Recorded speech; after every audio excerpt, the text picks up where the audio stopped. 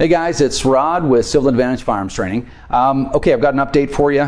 It's been a couple of weeks since I made a video. I've been crazy busy and I got pretty burnt out in that couple of weeks when all this stuff happened. But here's an update on the amnesty. So originally when the government came out with this amnesty idea, it was going to be 5 years. It's not, it's 2 years. We'll discuss that part of it in a second. But this information comes from the Canada's National Firearms Association website, link in the description below. But basically the amnesty now is a law, I guess you could say, using an instrument, terrifying legal instrument called an order in council. So that's basically when you have a politician writes a law, scratches a law on a piece of paper, hands it to the Governor General or somebody like that, they stamp it, and it's like, it's a law. You don't have to ask anybody, there's no voting, nothing. So, but at least at this point, or this time around, they used it for constructive purposes rather than destructive purposes. So we do have a 2-year amnesty. It is law. Now, if you do something where the amnesty does not apply to you, you are in possession of a prohibited device or prohibited firearm, pardon me. And as such, you will get a mandatory minimum sentence of 3 years. Now, mandatory minimum sentences have been proven in a couple of cases recently as unconstitutional, but nonetheless, you're in that fight and you don't want to be there, okay? Because you could lose, and it's up to a maximum of 14 years in jail for possession of prohibited firearm. So that's what's at stake, and that's why it's so enraging. It's so ridiculous. You couldn't even make this story up, but we're in it. Okay, so here's some information that you should know. The amnesty allows for possession of Swiss Arms rifles and the CZ858 rifles by owners who hold valid firearms licenses and who acquired them lawfully, but does not allow for transportation of these rifles for hunting or target shooting purposes. So that means you can't take them out of the house. You can hang on to your rifle, and for God's sakes, don't surrender it. It's your property. You hang on to it. You're okay. Just keep it in the house. You can't take it out anywhere. The amnesty only allows these rifles to be transported for purposes of surrender to the RCMP or equally competent law enforcement agency, or for sale or disposal to an authorized firearms dealer or museum.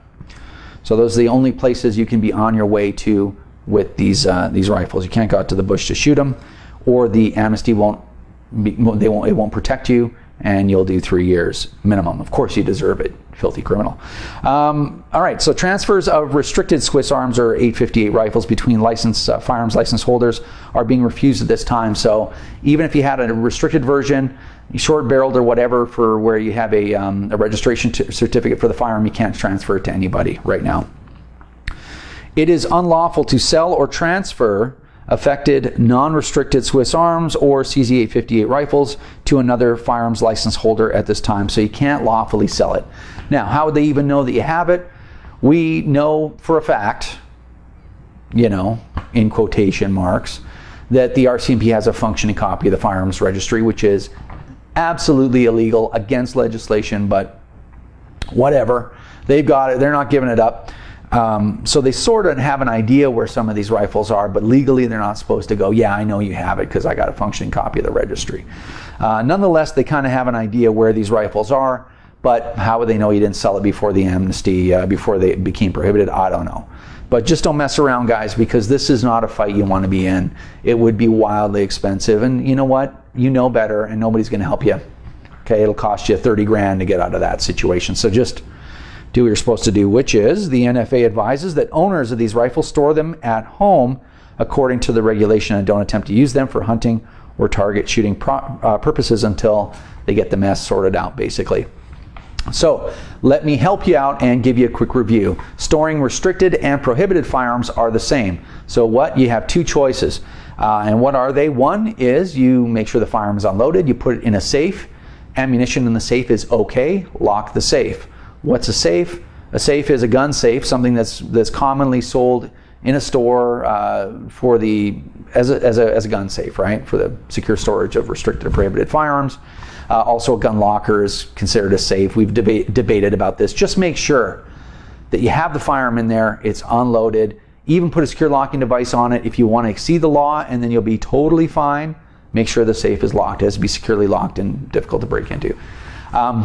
Then your other choice is firearm is unloaded, it has a secure locking device on it, and it is in a locked case. The case has to be securely locked, as difficult to break into, and ammo in the case is okay. So those are your two ways. Now, this is not a video about safe storage. I've got a video about that. Yes, if you have a room specifically designed or adapted for the secure storage of restricted or prohibited firearms, yeah, you can use that as a safe. It equals a safe. But guys, it's a slippery slope. Okay, so if the judge doesn't like how you built your safe, maybe it wasn't secure enough to equal a safe, he throws it all out and you get charged with improper storage. And of course, I'll throw a couple extra in there because, you know, it's fun. Okay, so now let's speculate for a second. Come along on this little experiment, this little thought experiment with me. We now have a 2-year amnesty instead of a 5-year that was mentioned by the government when all this started happening. And to me, that's actually encouraging. And the reason is that I think instead of taking a 5-year amnesty, which they easily could have done using the order in council, they did a 2-year. Why? Because if they did a 5-year, they could have said, well, we're just going to get a 5-year, we're going to put our feet up, and we'll use this whole mess as a carrot for the next election cycle. Instead, they said, well, we'll do a 2-year, which indicates to me that they're going to do something about it before the end of 2 years, which is just beyond the next election. So, now why do I feel like that? So this is what's really important to think about.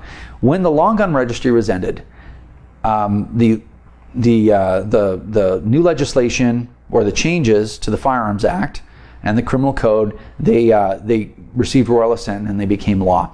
And then the CFOs, at least some of them, came out of the woodwork and they said, well, since there's no gun registry, we're reinstituting a ledger system, the Green Book.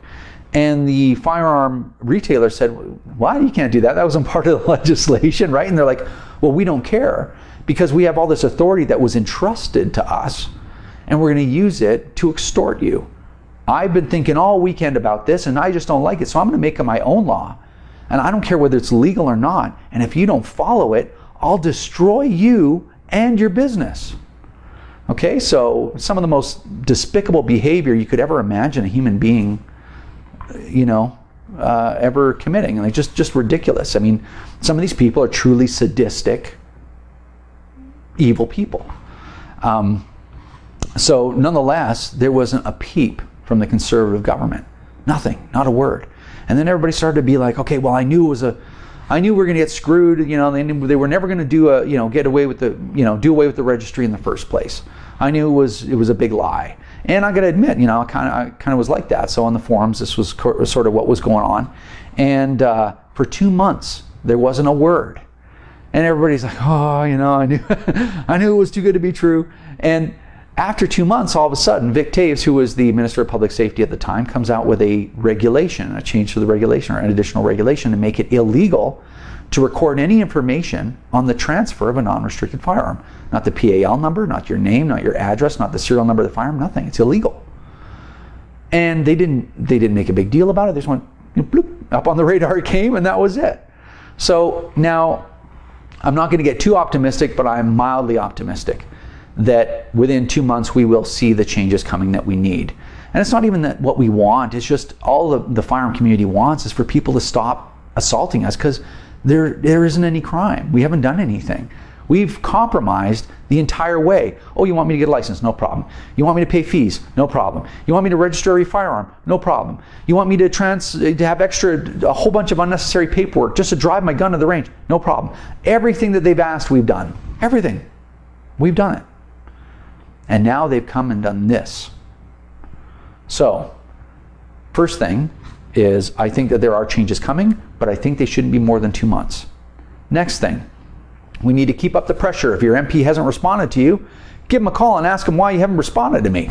Go by the office, go, hey man, these people want to put me in a position for me to get 3 years in jail for possession of my legally acquired and legally held firearm. Is this not a priority for you? What is your problem? Right? So keep up the pressure. We got to keep doing that.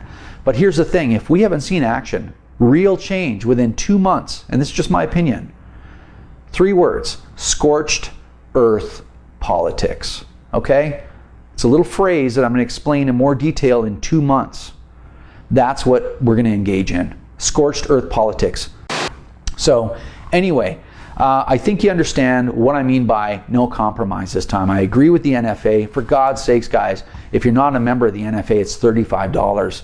please help them fight on our behalf. They're doing a phenomenal job. I've been in touch with them. I spoke at length with them yesterday. They're doing a really great job and working overtime. These guys are burning themselves out trying to solve this. So please support the NFA. But we got to keep up the fight. No compromise this time. We've compromised to the nth degree, and this is what they've done to us. So no compromise. Keep up the good fight. We will be in touch. I will be uploading some new regular videos. I just love to just do regular videos about guns and gear again. So hopefully I'll have some of those up sometime soon. If you want to follow us on Twitter, you can do that at Civil Advantage 1, or you can find us on the web at www.civiladvantage.com. Thanks, and we'll see you next time.